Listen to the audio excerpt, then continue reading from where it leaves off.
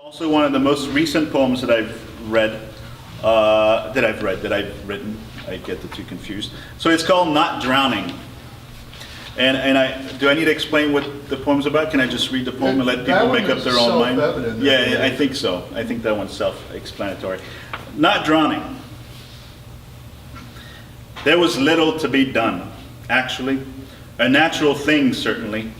What happens must, by default, be natural if it is happening at all.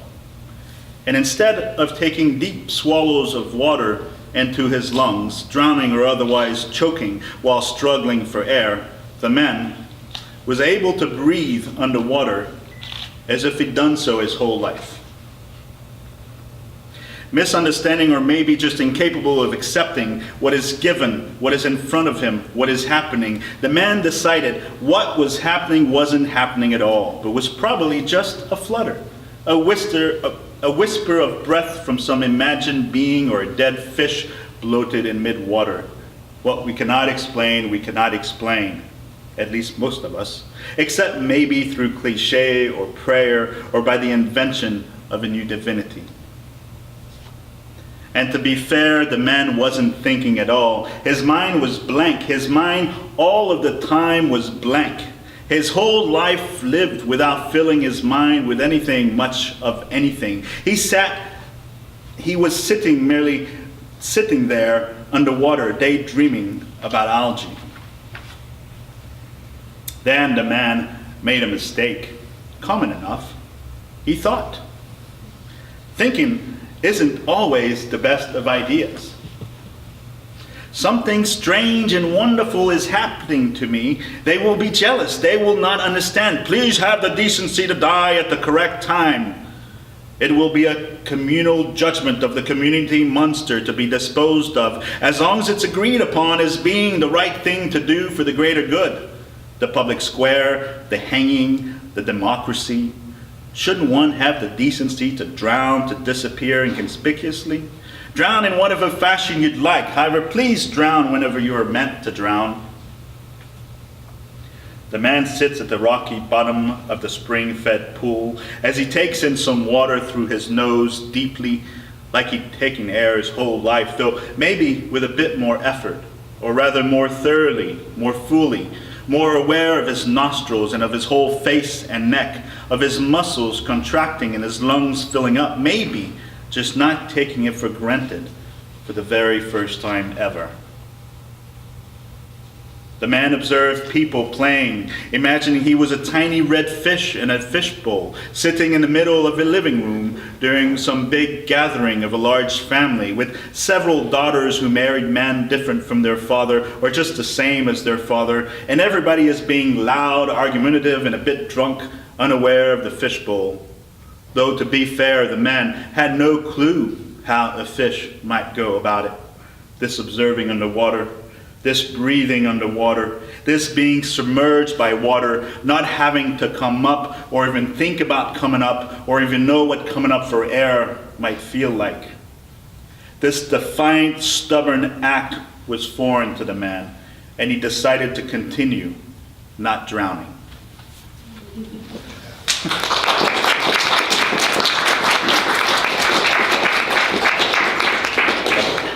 So I'm going to read a short poem, and then I'm going to go into Vacuum Dance, because Vacuum Dance is pretty long. And this is one of my favorite short poems, and this was written when I was a fast order chef in a burger joint at Bud's Hamburger on Anderson Mill Road, or where it's not there anymore, so it doesn't matter.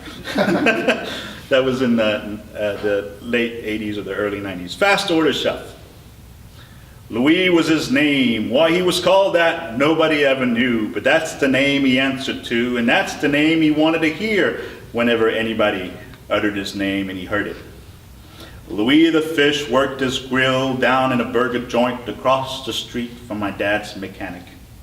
He didn't talk much, being too busy most of the time, either flipping burgers or smoking a cigarette or remembering the orders he kept in his head.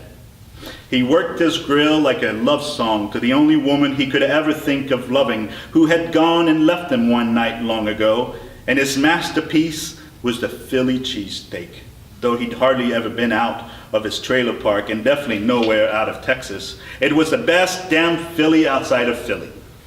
Nobody touched his grill. He'd light her up in the morning and scrub her down at night, and nobody would ever dare to take that away from him, because he had talent slithering like his namesake, and he had scales from head to toe.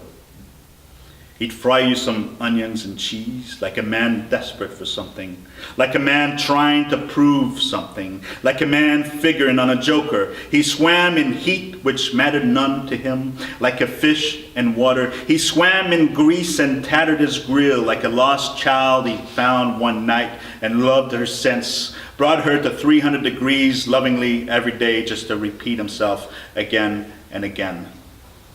One night, after he'd washed and scrubbed his grill and he stepped into the grease bean underneath and slid inside till he was gone.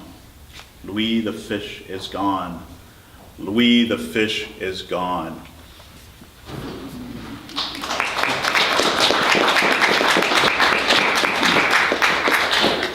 All right, I'm going to read Vacuum Dance. Vacuum Dance is one of the longer poems. I have two really long poems, Vacuum Dance and Blueberry Hill.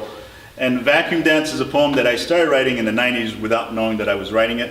It's one of those that I just wrote and wrote and wrote and wrote and wrote for years. And then eventually I brought all these pieces together and they became what this is. Can I ask about the title? Vacuum Dance? Yes. When I first thought of that title in the mid to late 90s at some point, I just thought it sounded really cool, to be perfectly honest. So is it a vacuum like a Hoover or a vacuum like... But it's a vacuum space? like the space. Oh, okay. Yeah. So imagine dancing in a vacuum. I don't think it's possible.